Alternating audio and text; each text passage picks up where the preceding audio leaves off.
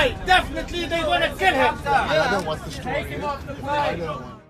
He is the vile rapist whose extraordinary case exposes Britain's broken immigration system.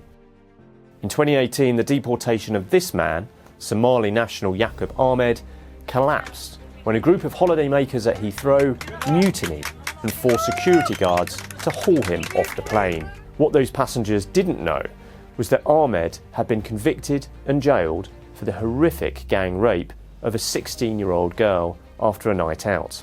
Now we can expose how Ahmed has remained in Britain for the last 5 years and, with the help of taxpayer-funded lawyers, repeatedly scuppered further attempts to deport him. Ahmed's case reveals, perhaps more starkly than any other, how foreign criminals defy government attempts to remove them from the UK.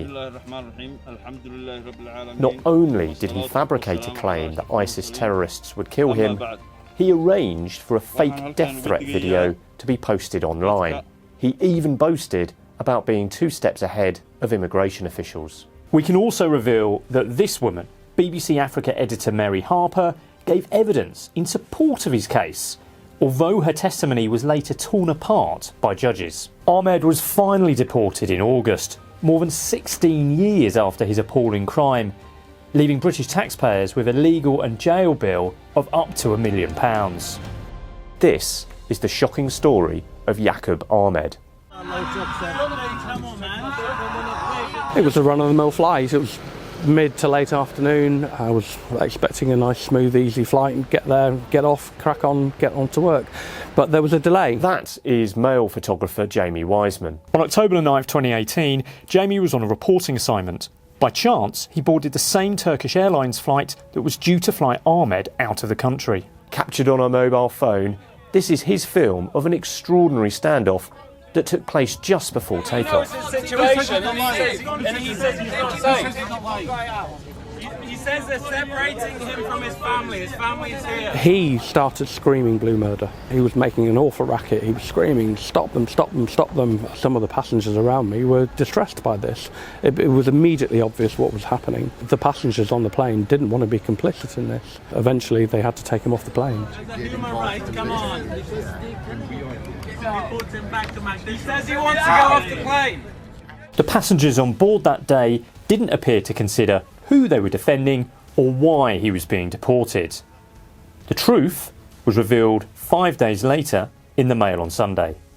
The 29-year-old refugee had in fact been jailed for 9 years in 2008 for a vicious gang rape. He was one of 4 men who lured a young girl to a flat in Crouch End. They held her down and took turns brutally raping her. The words of his victim, who we are calling Hannah, are voiced by an actor. Well, that day ruined me. They ruined my life. This was another way to prolong it, and all you're doing is keep dragging me through it, keep holding this over me, just prolonging the torture. Hannah remains haunted by the ordeal she suffered in August 2007. Her screams were so loud they could be heard by the operator who answered the 999 call from concerned neighbours. She struggled to watch the video from the plane. The more people that intervened, the worse he got, because he was getting the attention that he needed, and he fed off that. It's like that mob mentality, you know, it all escalated. I want it to be out of my brain, but there are just bits in the video. Blue shirt man and you're free man. Those things will ring in my ear for a while. For the next 5 years, Ahmed used every possible legal trick to avoid being deported. His case has involved at least 24 separate immigration tribunal hearings and reached the Court of Appeal. He complained he suffered from post-traumatic stress disorder and that deporting him would breach his human rights. He claimed he was the victim of modern slavery in both Somalia and the UK. He warned he could be targeted by terrorists or the Somali government because of his rape conviction. He also said he'd be shunned in Mogadishu and left destitute. He even claimed he would be wrongly identified as a UK government spy.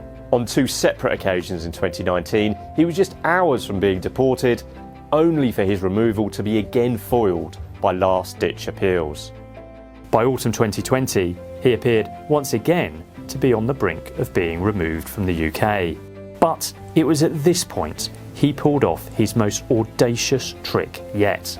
5 days before his deportation, on October 31st, this video mysteriously appeared online. Lately, we heard from the media in the UK that they are bringing back a bad man called Yaqub Ahmed. If any of those people are returned to East Africa, we will target them and kill them.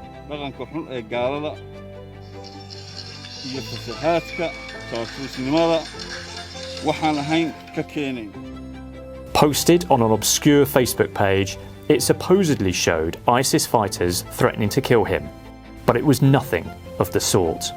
In fact, the men shown in this video are believed to be associates of Ahmed, who, under his orders, dressed up as terrorists and recorded a fake death threat video in what appears to be a desert somewhere in Africa. The video appeared after the Mail on Sunday revealed how the then Home Secretary Priti Patel had met his victim and vowed to make his deportation a top priority. Ahmed claimed his cousin stumbled across it online. His legal team then used it to launch yet another appeal, arguing he was at real risk of being killed if he returned to Somalia. The Home Office, however, was deeply suspicious, and it was quickly concluded that it was not what it claimed to be. Well, I've seen over the years hundreds of videos from different groups and terror organisations around the world, and this is one of the most poorly put together videos, and it raises in my mind a number of questions about who's done it and why it's been done. And what is it about the video that you think is poorly put together?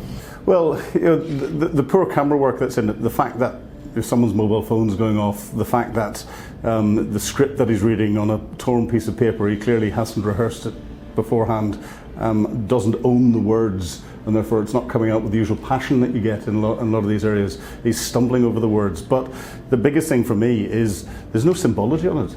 There's nothing to say that this is XYZ organisation and they're saying this on behalf of the organisation or anything else. That's the one thing that is in just about every video that there is, because it's all about promoting the group, the terror organisation or whatever that you're part of. Therefore there's nothing to hang your hat on as to who's giving this threat. In March 2022, 3 judges agreed, ruling there was no doubt the video was fake. You might think the exposure of such brazen dishonesty would have resulted in his immediate removal. But shockingly, it took another 16 months before he was deported. The video was just absolutely ridiculous.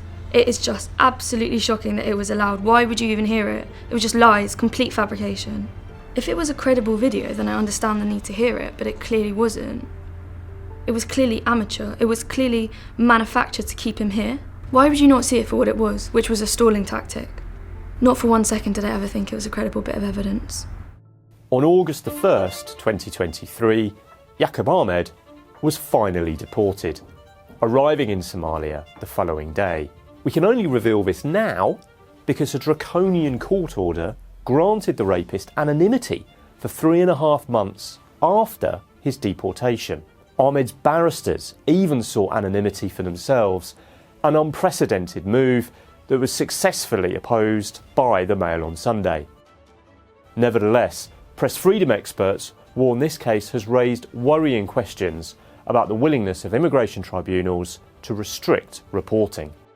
Open justice is clearly very important in terms of allowing the public to know what is happening inside courts and to know what happens. It's about justice being seen to be done. What's of huge concern is that until now, a convicted rapist of a 16-year-old girl who has since been deported and is living in Somalia has not been able to be scrutinised by the British press or by the public at large, and that's hugely concerning.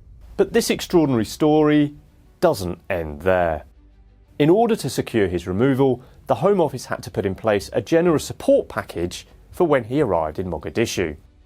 It included a 14-week stay here, the Peace Hotel, where all his accommodation and food bills were paid for by UK taxpayers. Taxpayers have also paid out for Ahmed to attend a mental health care clinic and for him to receive a month's supply of medication.